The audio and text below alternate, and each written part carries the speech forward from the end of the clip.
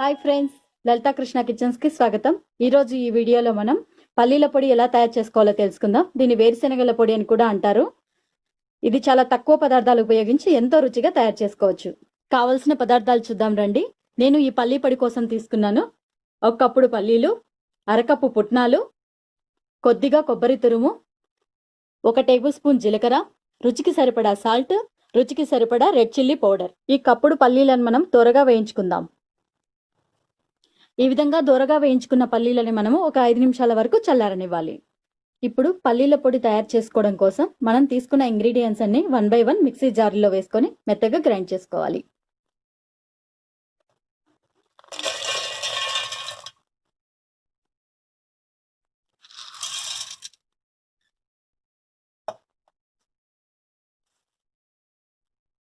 రుచికి సరిపడా సాల్ట్ వేసుకోవాలి.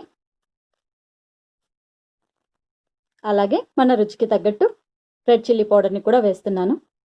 స్పైసీగా తినేవాళ్ళు కొద్దిగా కారం ఎక్కువగా వేసుకోండి. జీలకర్రను కూడా ఇందులో వేసేస్తున్నాను. ఇప్పుడు ఈ మిశ్రమం మొత్తాన్ని మెత్తగా గ్రైండ్ చేసుకోవాలి. చూసారు కదండి, నేను మరీ పౌడర్లా కాకుండా కొద్దిగా పలుకుండేలా గ్రైండ్ చేసుకున్నాను. మీరు మీ టేస్ట్కి తగ్గట్టు దీన్ని మెత్తగా కావాలంటే మెత్తగా గ్రైండ్ చేసుకోండి. పలుగ్గా చేసుకుంటే టేస్ట్ చాలా బాగుంటుంది.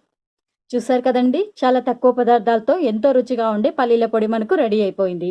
దీన్ని మీరు ఉప్మాలోకి కానీ, దోశలోకి కానీ, ఇడ్లీలోకి కానీ, రైస్లో కానీ తీసుకోవచ్చు. చాలా బాగుంటుంది.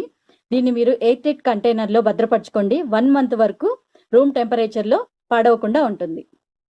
ఇలాంటి మరిన్ని వీడియోస్ కోసం మా ఛానల్ని సబ్స్క్రైబ్ చేయండి. అలాగే బెల్ ఐకాన్ను ప్రెస్ చేయడం మాత్రం మర్చిపోకండి. మా కొత్త వీడియోస్ అన్నీ మీకు నోటిఫికేషన్ రూపంలో వస్తాయి.